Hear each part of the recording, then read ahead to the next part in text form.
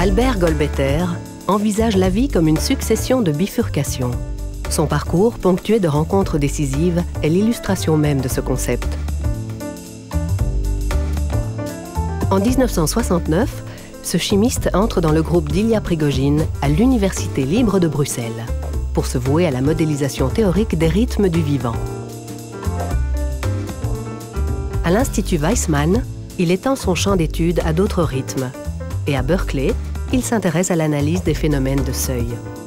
Il y publie d'ailleurs en 1981 l'un des travaux emblématiques de la biologie des systèmes.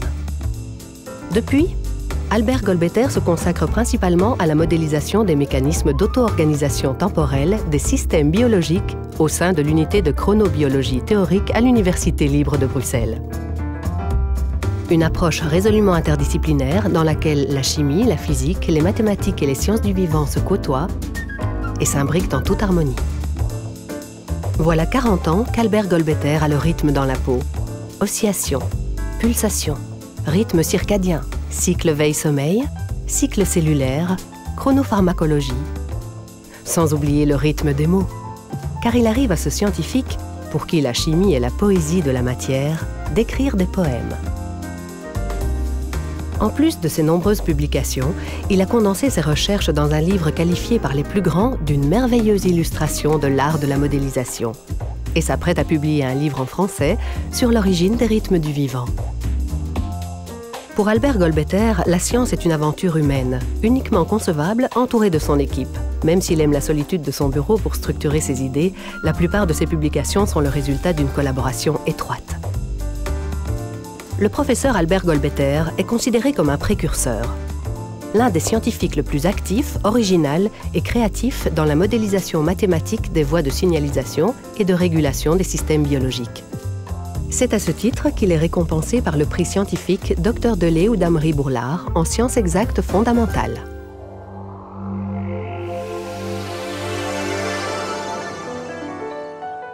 Le professeur Xavier Gonze a toujours fait jouer aux chiffres ses propres partitions. Enfant, il est déjà au calcul. Sa première passion, les échecs. La musique est une science d'arithmétique secrète. Xavier Gonze se met au piano très jeune. Son compositeur préféré, Prokofiev. À 17 ans, il est le premier Belge médaillé aux Olympiades internationales de mathématiques. C'est certain, il est bon en maths. À l'Université catholique de Louvain, il devient ingénieur civil physicien. À l'unité physico-chimie et physique des matériaux de cette même université, il est aujourd'hui professeur, chercheur et responsable du pôle de physique nanoscopique. Son domaine de recherche? Les nanosciences, la mécanique quantique, la spectroscopie. Plus simplement, la simulation des propriétés et réponses des matériaux à l'échelle atomique. Une spécialité au confluent des maths, de la physique, de la chimie et de l'informatique. Sa raison de vivre? Percer les mystères de l'univers, ceux de la matière. Xavier Gonze a toujours voulu que ses recherches aient un impact sur la vie des gens. Et de fait, elles jouent un rôle essentiel dans des domaines prometteurs tels que le photovoltaïque, la luminescence, LED, la nanoélectronique ou l'optique. Il est aussi un homme de partage. C'est ce désir qui l'anime quand il crée Abinit en 1997. Le premier logiciel libre de calcul ab initio des propriétés des matériaux. Il compte aujourd'hui plus de 500 000 lignes. 150 contributeurs de par le monde ont complété et enrichi ce formidable outil qui permet à plus de 1300 utilisateurs de simuler des phénomènes réels sans devoir réaliser l'expérience sur le matériau.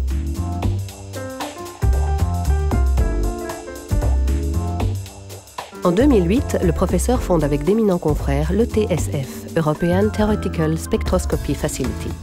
Son but, mettre à disposition de tous les avancées récentes en spectroscopie théorique des matériaux. Le professeur Xavier Gonze le répète depuis toujours, il veut faire de la bonne science.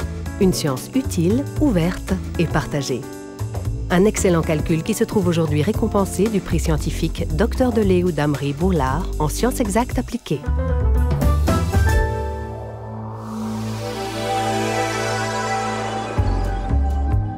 Isabelle Stengers a toujours été une empêcheuse de penser en rond.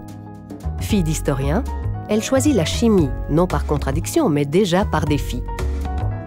La lecture des Somnambules d'Arthur Koestler lui fera comprendre que la pratique disciplinée d'une science ne lui convient pas. Elle terminera la chimie tout en entamant des études de philosophie, terre inconnue pour elle, à laquelle elle demande la liberté de créer ses propres questions. En 1972, elle devient philosophe de terrain au sein du laboratoire dirigé par Ilya Prigogine à l'Université libre de Bruxelles. De sa collaboration avec le futur prix Nobel résultera en 1979 une œuvre mondialement connue, la Nouvelle Alliance. Et elle ne s'arrêtera plus, avec à ce jour 38 livres dont beaucoup sont traduits. Son désir d'indépendance, cette valeur vitale en philosophie, la pousse à s'aventurer dans d'autres univers, à tenter de nouvelles rencontres. Philosophe pragmatique, altermondialiste à ses heures, elle se questionne sur une multitude de domaines comme les expériences pédagogiques, la politique des drogues, la diffusion des savoirs scientifiques, le réchauffement climatique, les OGM et l'hypnose, à laquelle elle a consacré plusieurs ouvrages. Fervente lectrice de livres de science-fiction, elle se transforme en scénariste avec l'écriture de La damnation de Freud, une pièce riche, dense et brillante. Le projet philosophique d'Isabelle Stengers est pratique, spéculatif et expérimental. Enseignante, elle cherche à transmettre la philosophie comme diagnostic des possibles et renouvellement des questions contre les réponses toutes faites. Des réponses qui souvent donnent aux sciences une autorité malsaine. Et parce que sa démarche n'est pas réservée à une élite, Isabelle Stengers met en place au sein du groupe d'études constructivistes qu'elle dirige une école mutuelle, ouverte à tous ceux que la joie de penser intéresse. Son parcours n'a rien d'éclectique. Il est guidé par sa volonté de contribuer à déstabiliser les idées préconçues, les théories tout-terrain et amener à penser autrement.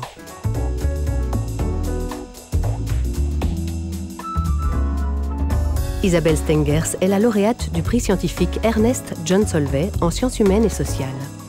Cette philosophe atypique a influencé considérablement les domaines les plus divers des pratiques du savoir. Ses recherches ont permis une contribution capitale à l'interaction constructive d'une recherche académique connectée à des problèmes sociaux urgents.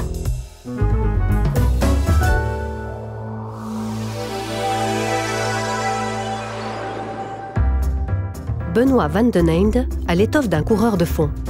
Sa persévérance et sa patience l'ont d'ailleurs probablement porté vers la culture du bonsaï, l'une de ses passions. Mais ses vertus lui sont encore plus utiles quand il s'agit du minutieux travail de recherche qu'il accomplit depuis toujours à l'Université catholique de Louvain. Docteur en médecine, il s'oriente rapidement vers la recherche. Il veut comprendre le mécanisme des maladies, aller au fond des choses. En 1985, le professeur Thierry Beaune l'accueille au sein de son équipe au Ludwig Institute for Cancer Research, basé à l'UCL. Il ne la quittera plus. Son objectif ? Comprendre les mécanismes qui font qu'un organisme rejette les cellules cancéreuses. Et cet objectif devient l'œuvre d'une vie, trouver les moyens de vaincre le cancer. En 1991, il participe à une première mondiale, la caractérisation du premier antigène spécifique d'une tumeur cancéreuse, MAGE-1. Personne ne pensait que cela était possible. Depuis, Benoît Van den Einde a contribué à l'identification de plusieurs antigènes tumoraux. En ligne de mire, le développement de vaccins thérapeutiques visant à retarder, voire enrayer, l'évolution de certaines tumeurs cancéreuses. En 2010, il prend la tête du Ludwig Institute for Cancer Research. Quand il ne parcourt pas le monde pour y confronter ses idées, Benoît Van den Einde rejoint son groupe de recherche, car bien que solitaire dans sa démarche intellectuelle, il accorde une importance toute particulière au travail d'équipe. Une équipe soudée avec un esprit de collaboration unique où tout le monde bénéficie des résultats de tous.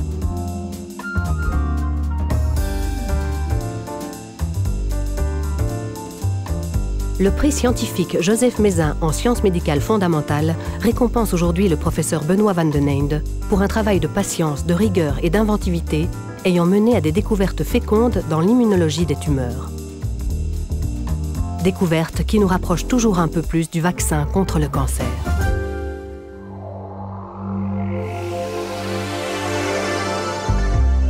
Enfant, Jean-Louis Vincent trouvait que médecin était le plus beau métier du monde. Cette pensée ne l'a jamais quitté. Intéressé par le malade dans son ensemble, et par la prise en charge des cas compliqués, c'est tout naturellement que notre jeune diplômé se spécialise en médecine interne.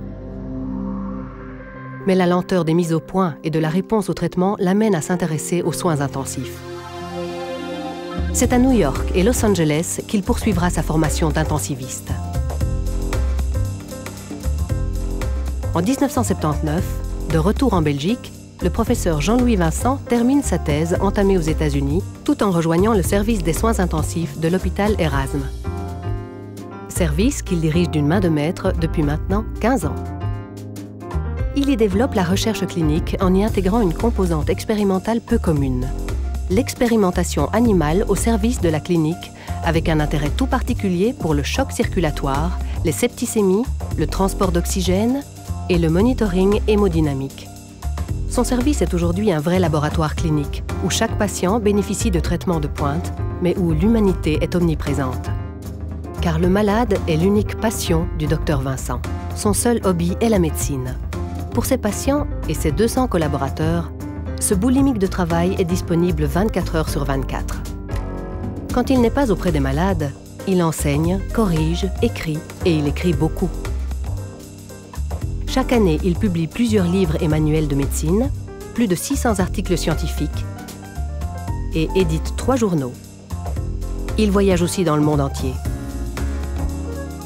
Il compte à son actif de nombreux symposiums internationaux, soit des milliers d'heures d'avion qu'il consacre encore une fois uniquement à son travail. Depuis plus de 30 ans, Jean-Louis Vincent a su motiver chercheurs, médecins et soignants partout dans le monde afin d'allier connaissances scientifiques, compétences pratiques et contact humain pour une prise en charge optimale des patients en soins intensifs. Par ses idées novatrices, son sens profond de l'éthique, son énergie sans pareille, sa générosité ainsi que sa capacité à transmettre son enthousiasme, le professeur Jean-Louis Vincent est devenu un modèle en médecine intensive et en recherche clinique et se voit récompensé du prix scientifique Joseph Mézin en sciences biomédicales cliniques.